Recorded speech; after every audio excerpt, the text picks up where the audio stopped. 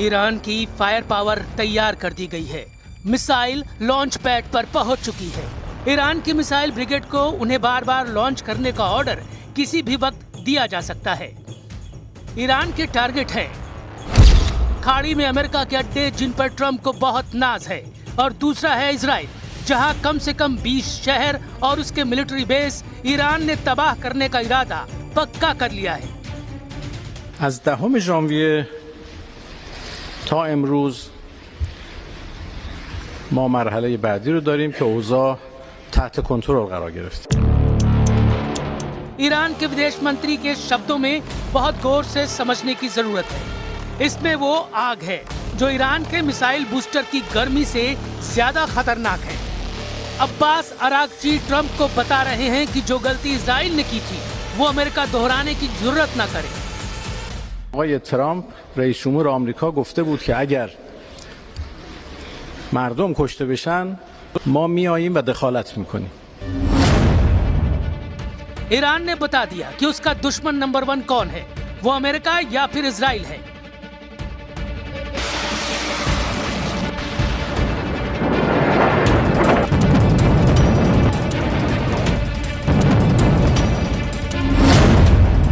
Iran ने बता दिया कि वो अपने दुश्मन नंबर 1 और दुश्मन नंबर 2 के साथ फिर से युद्ध के लिए पूरी ताकत के साथ तैयार है।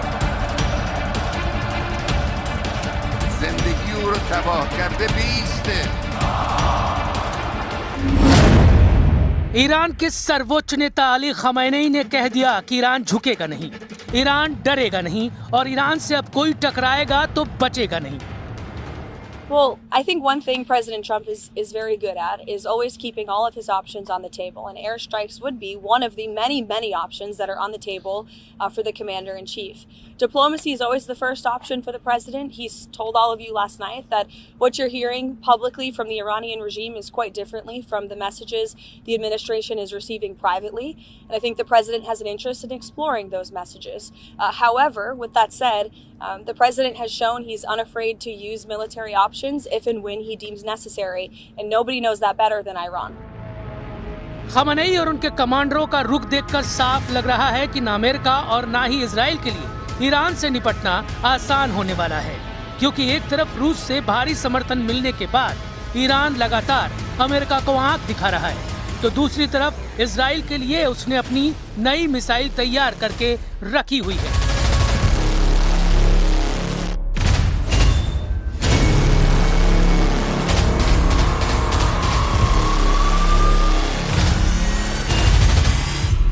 نیروهای مسلح و صنایع نظامی ما آماده داشتن، استفاده کردن، به کار بردن، بازم دارن، لازم باشه در وقت دیگر هم ازش استفاده میکنن. सवाल है कि क्या 2026 में युद्ध हुआ तो क्या इजराइल और अमेरिका के अड्डों पर फिर फटने जा रही है ईरान की मिसाइल? क्या ईरान और अमेरिका के बीच हालात बिगड़े तो सजा इजराइल को मिलेगी? और तेल अवीव के हाइफा में क्या इसी तरह से फिर होगा हमला? क्या ईरान के मिसाइलों के आगे फिर ढह जाएगा इजराइल और अमेरिका का डिफेंस सिस्टम? अमेरिकी अड्डों और इजराइल पर ईरान के हमले को लेकर लगातार ईरान के कमांडर चेतावनी दे रहे हैं। रेवोल्यूशनरी गार्ड्स के chief major general Mohammad Pakpour ने ऐसी वार्निंग दी है कि नेतन्याहू और ट्रंप के पैरों तले जमीन खिसक जाएगी। ऐसा दावा ईरान में किया जा रहा है। कमांडर पाकपूर ने कहा कि अगर इजराइल ने ईरान पर फिर हमला करने की गलती की तो ईरान की सेना इजराइल के लिए जहन्नुम के दरवाजे खोल देगी। मेजर जनरल पाकपूर की वार्निंग बता रही है कि ईरान ऑपरेशन ट्रू प्रॉमिस 4 को अंजाम देने के लिए पूरी तरह से तैयार है। ईरान के इस बहुत ही ताकतवर कमांडर की वार्निंग डराने वाली है। सर्वोच्च नेता अली खमनेई की चेतावनी के साथ साथ एक कमांडर ने डबल फ्रंट वाली चेतावनी दी है और कहा है कि 13 दिन के युद्ध के बाद अगला हमला दुश्मनों की जड़ें हिला देगा। जाहिर है खमैनी और उनके कमांडरों का इशारा इजराइल और अमेरिका की तरफ है। मेजर जनरल मोहम्मद पाकपूर को मेजर जनरल हुसैन सलामी की मौत के बाद IRGC का कमांडर बनाया गया।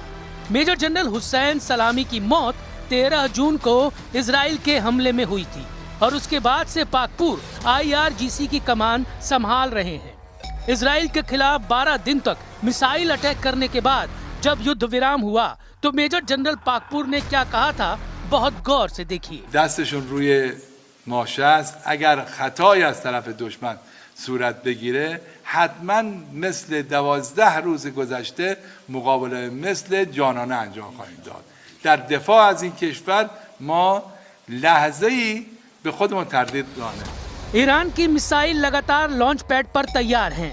कमांडर पाकपुर ने बहुत ही साफ साफ कहा कि हमारी उंगली मिसाइलों के ट्रिगर पर है और खमनेई से भी उन्हें सिग्नल मिल चुका है कि इस बार इजराइल ने हमला किया तो कोई रहम न दिखाया जाए।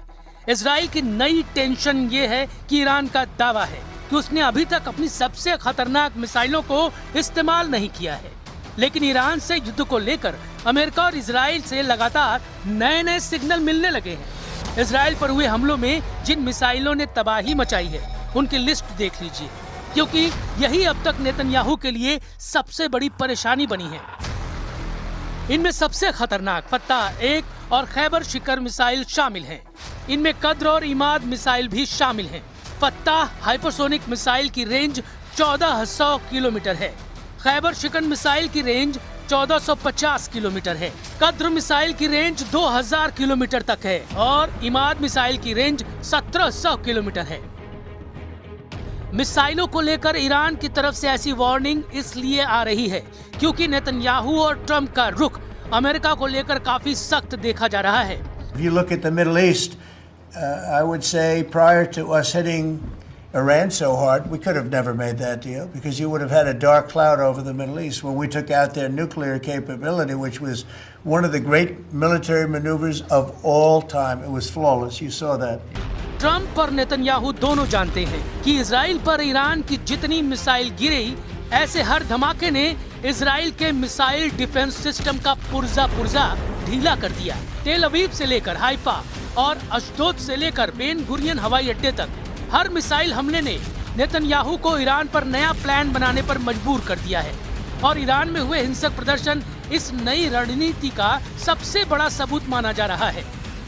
از یک اعتراض به جای خواسته به حق مردم بر این موج سوار شد و این جنایت ها رو آفرید و در حقیقت وارد فاز جنگ تروریستی شد. 13 जून 2025 को जब ईरान पर हमला हुआ, उसके बाद 12 दिन तक दोनों तरफ से एक दूसरे के खिलाफ ताबड़तोड़ युद्ध हुआ। हमले दिन रात हो रहे थे। एक तरफ से फाइटर जेट तो दूसरी तरफ से बैलिस्टिक मिसाइल दागी गई। एक तरफ नेतन्याहू ने कमान संभाली जिसमें अमेरिका से भी पूरी मदद थी, तो दूसरी तरफ ईरान के सर्वोच्च नेता अली खamenei ने मोर्चा संभाला और तमाम मिलिट्री लीडरशिप खत्म होने के बाद फौरन सेना की कमान नए कमांडरों के हाथों में दे दी और फिर 12 दिनों तक ईरान ने बता दिया कि इजराइल की शुरुआती स्ट्राइक के बाद उसकी मिसाइल पावर बरकरार है। ईरान के तेवर बता रहे हैं कि उसकी मिसाइल फिर तैयार है और ईरान पर फिर से हमला हुआ तो तेल अवीव और हाइफा बुरी तरह से दहलेगा। ये वार्निंग ईरान से लगातार आ रही है।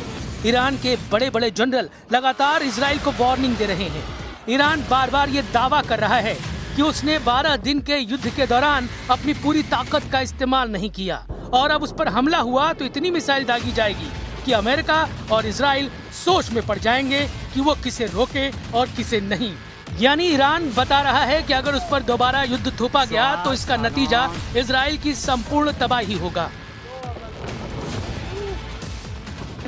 آمریکا دارم مراقب باش مشاوره هایی که به تو برای حمله به ایران میدهند از جنس مشورت هایی نباشند که گفتی مشهد سقوط کرده است. لذا برای اینکه دچار خطای محاسباتی نشوی بدان खamenei ईरान की पब्लिक का मूड भी देख रहे हैं। ईरान की विदेश नीति में अमेरिका और इजराइल एक ऐसा पहलू है जिसे लेकर वहां की लीडरशिप और आम लोगों के बीच पिछले 5 दशकों से बड़ा गुस्सा देखा गया है। 2025 में जून के दौरान 12 दिन का युद्ध इस गुस्से को उस बुलंदी पर ले गया और अब ईरान में तख्ता पलट की तमाम कोशिशें फेल होते देखकर डोनाल्ड ट्रंप भी भड़के हुए हैं। ईरान बोल रहा है कि अमेरिका से बातचीत के चैनल खुले हुए हैं लेकिन बातचीत होगी तो ईरान की अपनी शर्तों पर। अमेरिका को लेकर ईरान की 3 पॉइंट वाली स्ट्रेटेजी साफ है। पहला, इजराइल को मदद पहुंचाना बंद करे।